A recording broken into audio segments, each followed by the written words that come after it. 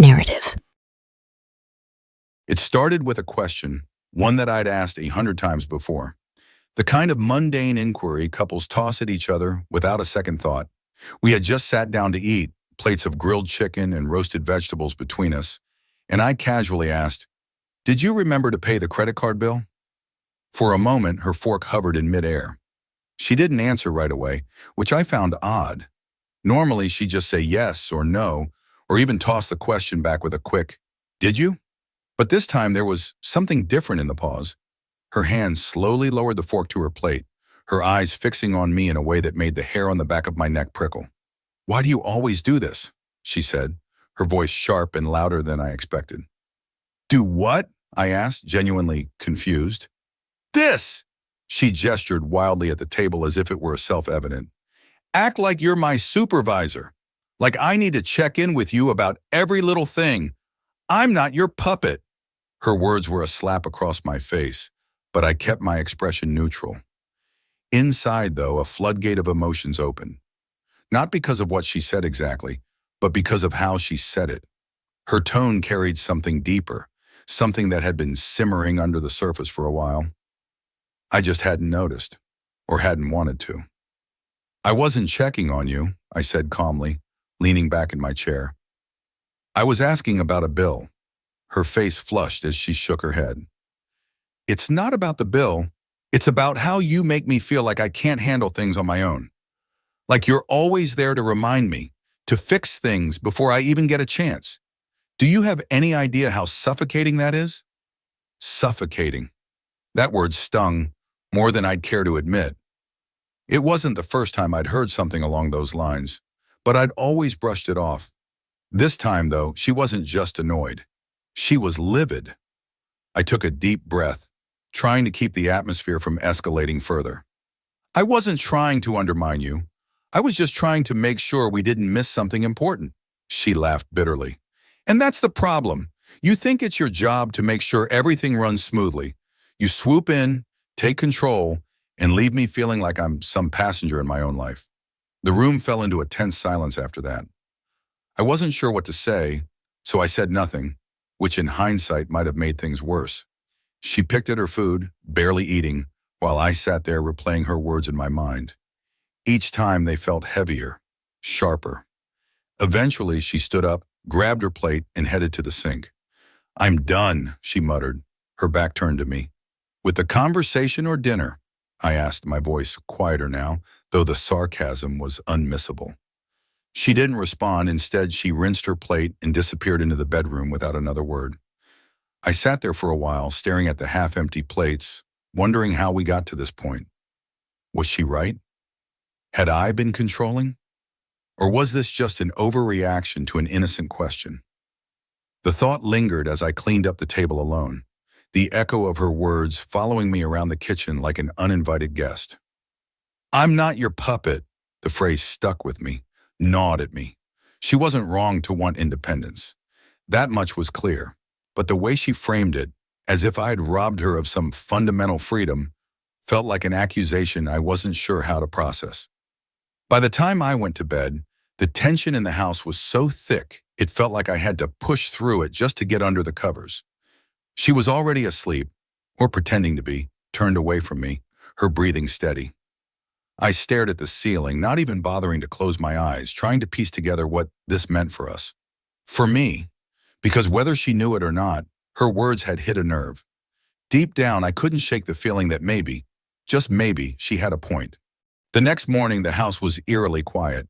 She moved around as though last night's outburst hadn't happened, but I could feel the tension lingering in the air like a storm that hadn't quite passed. Her tone was neutral, casual even, as she asked if I wanted coffee, but her eyes never met mine. I declined, choosing instead to observe her as she went about her morning routine. I couldn't shake the weight of her words from the previous night. Suffocating, puppet, passenger. Those weren't accusations you threw around lightly. If that's how she truly felt, then maybe I'd been missing something bigger. And if she needed independence so badly, I decided I would give her exactly that. It wasn't spite or anger driving me. It was something colder, a calculated resolve. I wanted to test her words, to see if this was truly about independence or something else entirely. But I wasn't about to turn it into a spectacle. No declarations, no ultimatums, just small changes, subtle shifts. She left for work first, as usual, and I lingered behind, sipping coffee and mentally running through our typical routines. There was a bill due that day, one I'd normally pay without a second thought, but this time I left it untouched. She knew the due date just as well as I did. If independence was what she wanted, she'd handle it. The first opportunity to test my resolve came sooner than I expected. That evening, after she got home, she casually mentioned the water heater acting up again. Normally, I'd have been halfway to the garage for my tools before she finished her sentence, but this time I stayed seated. Maybe you should call someone to take a look at it, I said, keeping my tone as light as possible. Her head tilted slightly, a flicker of surprise crossing her face. I thought you'd just fix it. I shrugged. I figured you might want to handle it. There was no immediate pushback, just a pause that stretched a little too long. Then she nodded, almost to herself, and left the room. I heard her on the phone later, calling a plumber, her voice clipped and efficient. She handled it. Over the next few days, I continued to step back in ways that felt unnatural, even uncomfortable. Little things I'd normally do without a second thought. I let them fall to her, filling up the car, picking up groceries, even handling a call from the bank about a minor account issue. Each time she took care of it, but not without a look or a comment that hinted at her growing frustration. One evening, she finally asked, "Is something going on? You've been different." I shrugged again, pretending to be engrossed in my laptop. I just thought it might be nice to step back a little. You said you didn't want me micromanaging, so I'm trying to give you some space. Her expression shifted, but she didn't press the issue. Right, she said quietly before turning her attention back to her phone. Privately, I was keeping score, though I'd never admit it out loud. Every missed appointment, every minor inconvenience she had to deal with on her own, it all reinforced my belief that she was unprepared for the independence she claimed to want. But instead of satisfaction, all I felt was hollow. Each small victory only seemed to deepen the gap between us. The turning point came later that week when she came home visibly drained. She dropped her bag by the door and sighed as she kicked off her shoes. "The car insurance payment bounced," she said flatly, her voice edged with frustration. "I thought you handled that."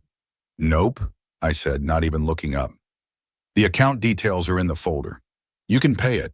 She stared at me, her mouth slightly open as if trying to decide whether to argue. But instead of speaking, she shook her head and walked to the kitchen. I heard her muttering under her breath as she sorted through the folder, finally finding what she needed. As I sat there listening to her grumble about account numbers and hold times with customer service, I couldn't help but wonder if I was crossing a line. Was this proving a point or just setting her up to fail? That night, as we lay in bed, I noticed for the first time how much quieter the house had become. Not just in the absence of conversation, but in the way we moved around each other. Careful, calculated, almost like strangers sharing a space. The silence was suffocating, but I wasn't ready to break it just yet. She wanted independence, and I was determined to let her have it, even if it cost us both more than we bargained for.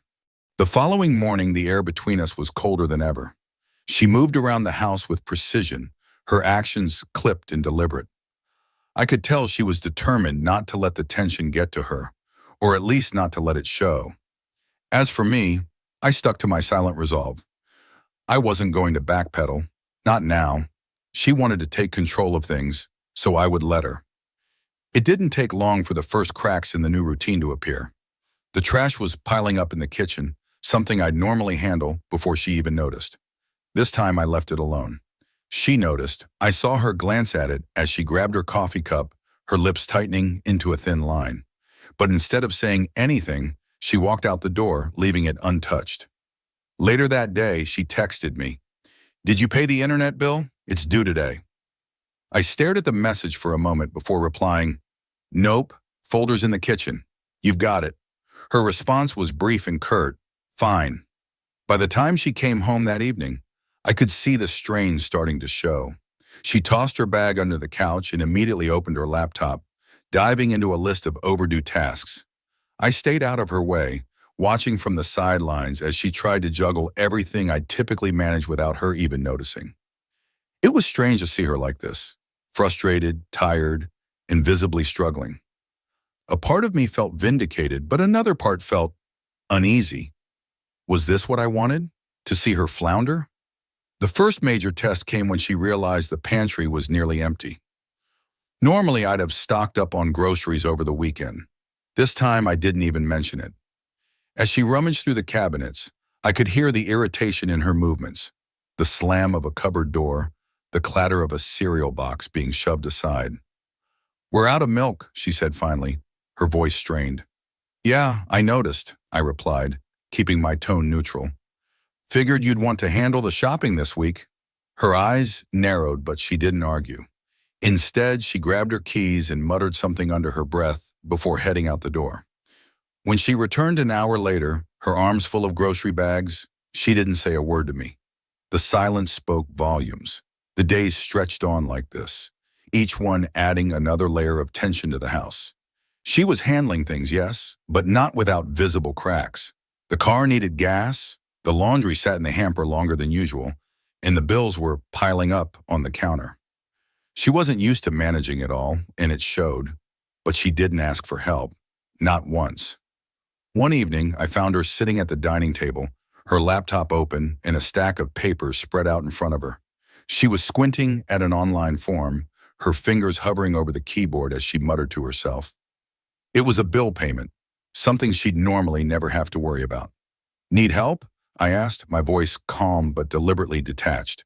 She glanced up at me, her expression a mix of exhaustion and defiance. "No," she said quickly. "I've got it." I nodded and walked away, but I could hear her sigh as I left the room. It wasn't a sound of defeat, it was a sound of frustration, of someone who was learning just how much effort it took to keep everything running smoothly. That night, as I lay in bed, I couldn't help but replay the day's events in my mind. She was holding up, barely, but it was taking a toll. The once confident, self-assured woman I married was now stumbling under the weight of responsibilities she hadn't prepared for. And yet she refused to admit it. The house began to feel different in subtle ways. Tasks I once took care of without her noticing were now glaringly absent. The overflowing trash, the unswept floor, the dishes in the sink. They all became silent reminders of my absence in the equation. And while she tried to pick up the slack, her efforts were inconsistent at best. Still, I said nothing. I let her handle it. After all, this was what she wanted, wasn't it? Independence, freedom, the ability to prove she wasn't my puppet. But as the days went on, I started to wonder, was this about her proving something to me, or about me proving something to her? The line between the two was starting to blur, and I wasn't sure which side I was standing on anymore. The unraveling of our routine was subtle at first, but it was becoming impossible to ignore. The small cracks in our dynamic had grown into visible fissures. The tension between us was no longer contained in quiet glances or clipped tones. It seeped into every corner of our lives. I stayed firm in my decision to step back, but I hadn't anticipated how far the ripple effects would go. The breaking point came one afternoon when I noticed her pacing in the living room, phone in hand. She had a look I knew well, frustration masked by determination. I didn't ask what was wrong, but I could hear snippets of her conversation as she navigated an increasingly agitated tone. Something about our joint insurance policy. After she hung up, she tossed the phone into the couch and exhaled sharply. "Why didn't you respond to the emails from the insurance company?" she asked, her voice teetering on the edge of accusation. "What emails?" I asked, feigning indifference. "The ones about renewing our car insurance," she snapped. "They've been sending reminders for weeks." "I assumed you'd handle it," I said simply, keeping my tone calm. Her eyes widened in disbelief.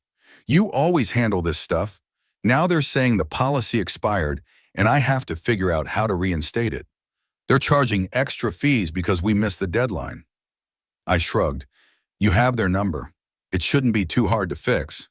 The color drained from her face, leaving only a mix of shock and anger. "You're unbelievable," she muttered, grabbing her laptop and storming off to the dining table. I could hear her typing furiously, her frustration palpable, even from across the room. The following hour was a symphony of short, curt phone calls and the click of her keyboard. I could tell she was hitting roadblocks. Our insurance was something I'd always taken care of, a system I had streamlined over the years. Now, with her trying to navigate it from scratch, the inefficiencies were glaring. Eventually, she slammed her laptop shut and stormed into the kitchen. "This isn't independence," she said, her voice shaking with fury. "This is sabotage.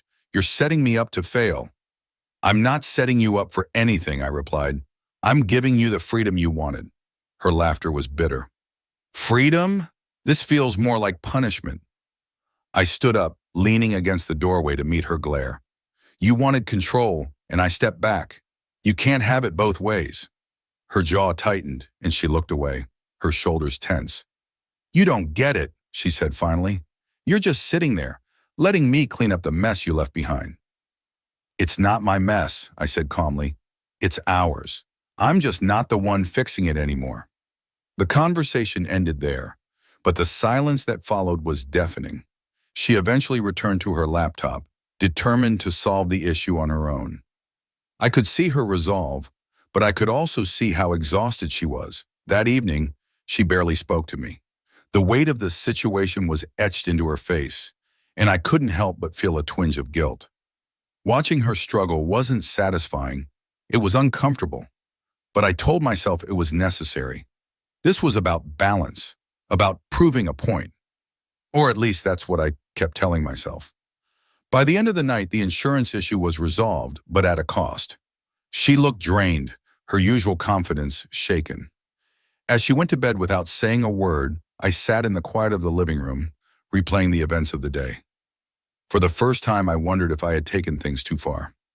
I wanted to give her independence, but was this what it was supposed to look like? The cracks in our relationship weren't just affecting her, they were starting to affect me too. And yet I wasn't sure how or if we could fix them. Days of stifled frustration and passive avoidance had built a wall so thick that even the smallest exchange felt strained. I kept expecting her to say something, to break the cycle, but she didn't. And I wasn't about to cave either. We were both too proud, too stubborn to admit the cracks were widening.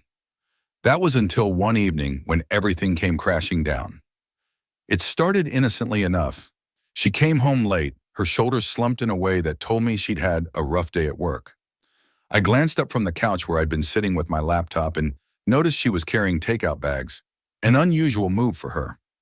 Normally, she'd make a point of cooking, even when she was tired, as if it were a quiet act of defiance. But not tonight. She set the bags down on the counter and sighed, looking at the unopened mail piling up next to them. "Have you at least gone through these?" she asked, gesturing to the stack with a tired wave of her hand. "No," I replied, keeping my voice level. "Figured you'd handle it."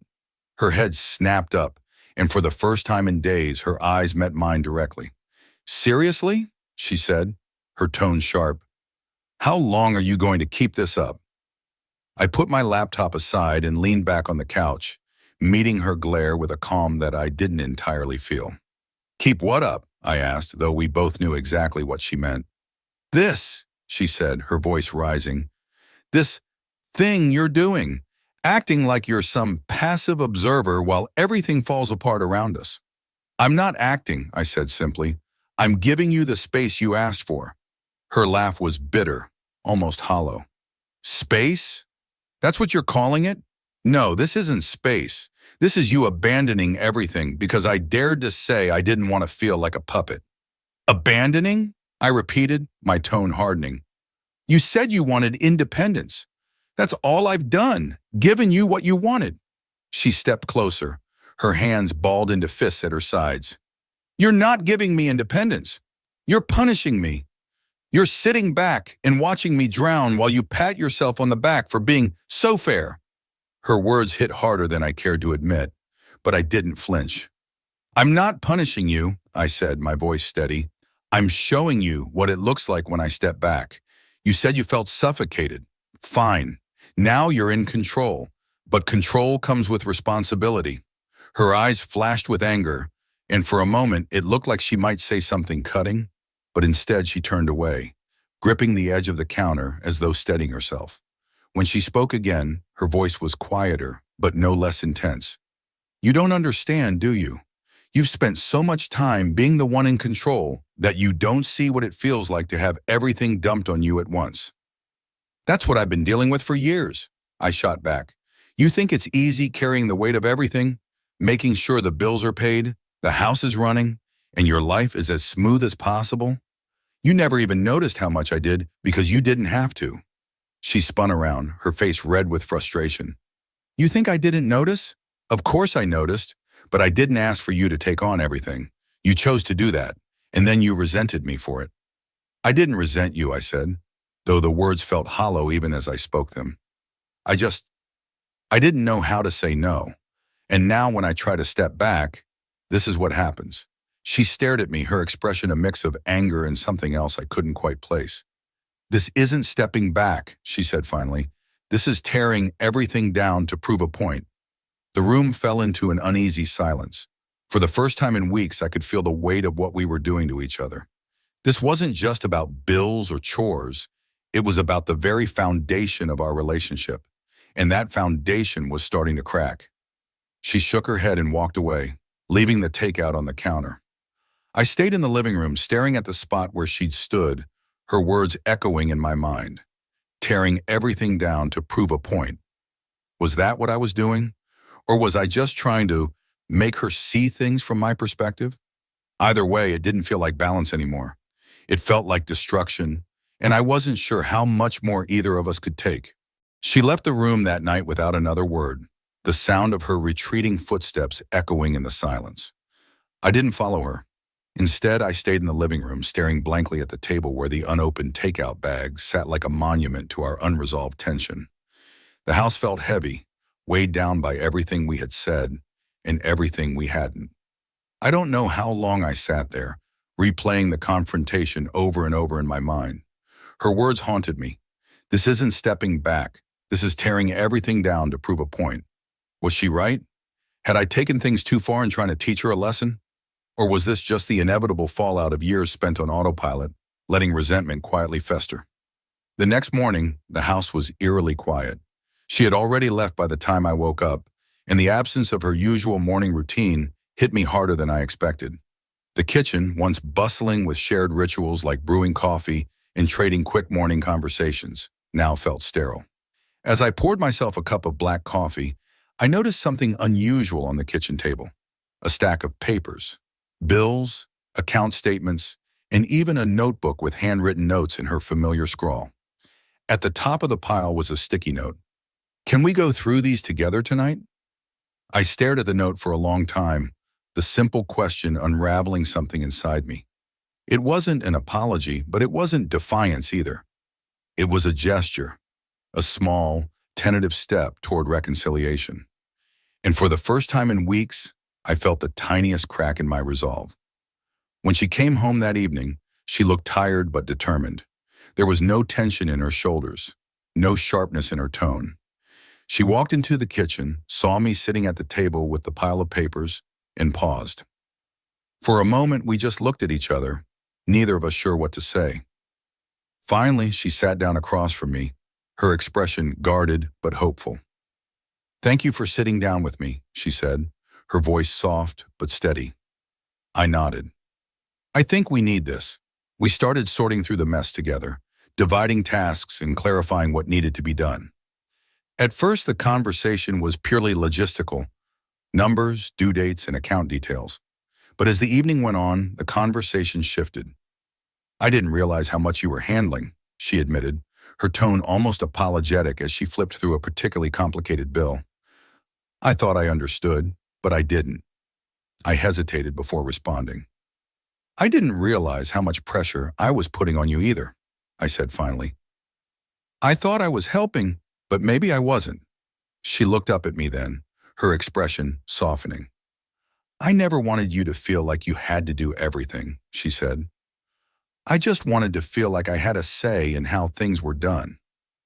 And I never wanted you to feel like your independence didn't matter, I replied. I just didn't know how to let go without feeling like I was failing. The honesty hung between us, fragile but real. For the first time in weeks, we weren't talking at each other. We were talking to each other. The conversation wasn't easy, and it wasn't pretty. We both had things to say that hurt, things we had avoided addressing for years. But as difficult as it was, it felt necessary. Slowly, we began to piece together a new understanding of what our relationship needed to be. Not one where one of us carried the other, but one where we shared the load. That night, after we finished going through the bills, she reached across the table and placed her hand over mine.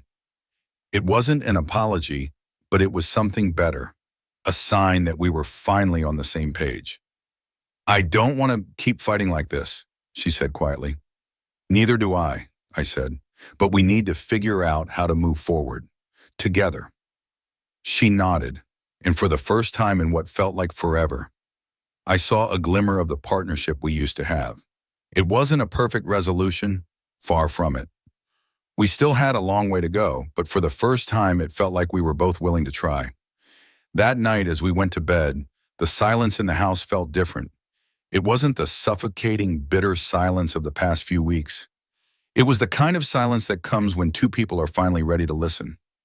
And for the first time, I allowed myself to believe that maybe, just maybe, we'd be okay. Our story has come to an end. If you've made it this far, how about subscribing to our channel? It helps us immensely. I've selected 2 other videos for you that I'm sure you'll enjoy. Feel free to click on them. I'll be waiting for you in the next story. See you soon.